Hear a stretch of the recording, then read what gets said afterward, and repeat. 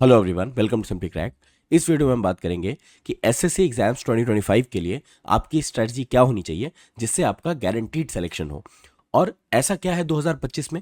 देखो, एग्जाम्स तो एसएससी के 2022 में भी हुए, 2023 में भी हुए, उससे पहले भी हुए हैं और बच्चों का सिलेक्शन हुआ है। लेकिन 2024 में जो एसएससी का एग्जाम हुआ, इसमें कुछ चीज़ें बहुत ही अलग हुई है। उसको ध्यान में रखते हुए 2025 में आपको ऐसा क्या करना है जिससे आपका गारंटीड सिलेक्शन हो, ये मैं आपको इस वीडियो में बताऊंगा। अब सबसे पहले मैं आपको एक डिस्क्लेमर दे दूं, ये वीडियो मैंने बिगनर्स के लिए नहीं बनाई है। तो अगर आप एक ऐसे स्टूडेंट हो जिसने 4 5 6 महीने पहले अपनी तैयारी शुरू की है, तो आप इस वीडियो को यहीं छोड़ सकते हो।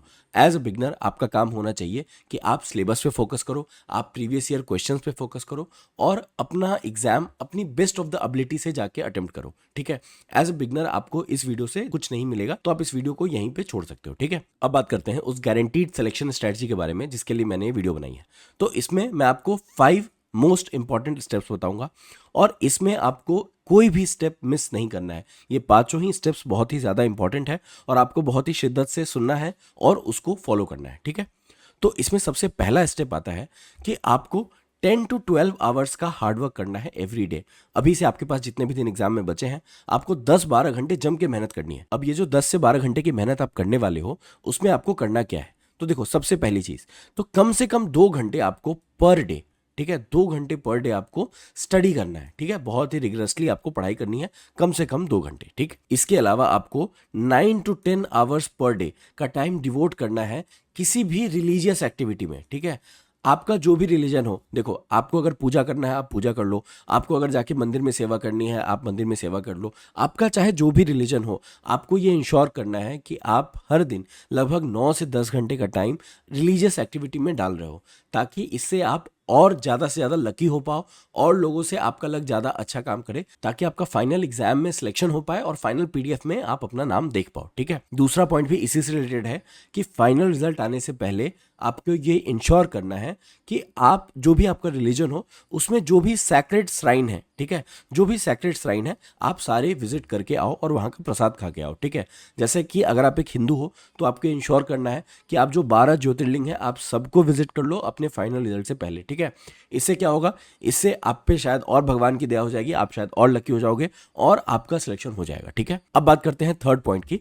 थर्ड पॉइंट है कि आप जब भी पढ़ाई कर रहे हो, उसमें आपको कोई भी कॉन्सेप्चुअली हार्ड क्वेश्चन दिखता है या ऐसा क्वेश्चन दिखता है कि यार इसमें कुछ मुझे नया कॉन्सेप्ट सीखने मिल रहा है या कुछ अच्छा है, चैलेंजिंग क्वेश्चन है, उसको आप क्या करो, कंप्लीटली डिस्कार्ड कर दो। ठीक है, आपको वो पढ़ना ही नहीं है। क्यों?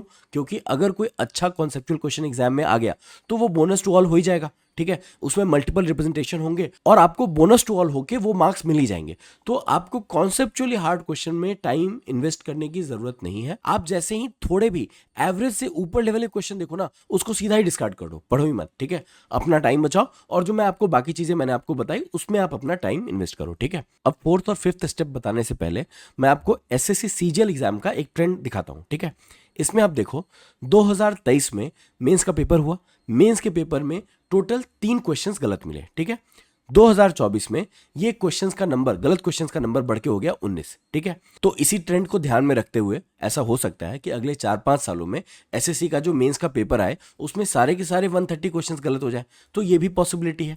इस केस में क्या होगा, इस केस में ऐसा होगा कि जिस क्वेश्चन पे सबसे ज्यादा रिप्रेजेंटेशन आएंगे, ठीक है, उस क्वेश्चन को या उस ऑप्शन को करेक्ट मान लिया जाएगा। ठीक है, और हो सकता है जो आपका सिलेक्शन होगा वो टाइपिंग में एरर के बेसिस पे फाइनलाइज किया जाए। ठीक है, तो ये भी एक पॉसिबिलिटी बनती है और हमको इसके लिए भी तैयार रहना है। तो इसी ट्रेंड की एनालिसिस के बेसिस पे फोर्थ इंपॉर्टेंट स्टेप जो आपको फॉलो करना है सिलेक्शन के लिए, वो ये है कि आप अपनी तैयारी के दौरान कम से कम 13,000 रुपए बचाओ। ठीक है, आप स्टूडेंट हो, आप गरीब हो, आपके पास ज़्यादा पैसे नहीं है, वो सब बातें मुझे नहीं पता। आपको कम से कम पार्ट टाइम कर लेना है, ट्यूशन पढ़ा लेना है, कुछ भी करके आपको 13,000 रुपये जमा कर लेना है। ठीक है, अगर आप और भी एग्जाम दे रहे हो एसएससी के, तो उसमें ये पैसे काम आ जाएंगे। अगर आप सिर्फ एसएससी सीजीएल दे रहे हो और उसमें कहीं आपको सारे के सारे 130 क्वेश्चन पे रिप्रेजेंटेशन लगाने की जरूरत पड़ गई, तो आपके पास 13,000 रुपये रहेंगे। ठीक है, अब अब गारंटीड सिलेक्शन के लिए लास्ट जो स्टेप आपको फॉलो करना है वो ये है कि आप ट्विटर अकाउंट बनाओ, और उसमें भी आपको मल्टीपल अकाउंट बनाने हैं, क्योंकि अगर आप एक अकाउंट से ट्वीट करोगे तो वो तुरंत ब्लॉक कर दिया जाएगा,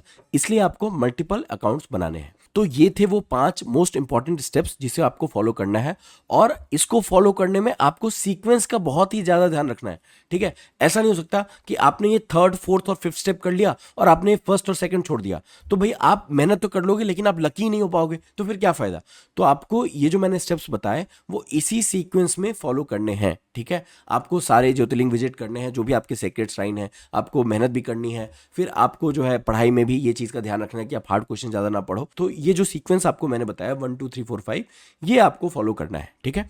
तो आई होप कि आपको इस वीडियो से अपनी सिलेक्शन स्ट्रेटजी क्लियर हुई होगी। अगर आपको चैनल कंटेंट पसंद आता है तो प्लीज़ चैनल को सब्सक्राइब करें। Thank you. दुनिया के इस चिड़िया घर में तरह तरह का जलवा, मिले किसी को सूखी रोटी, किसी को पूरी हलवा, अरे भाई किसी को पूरी हलवा। ओ बेटा जी।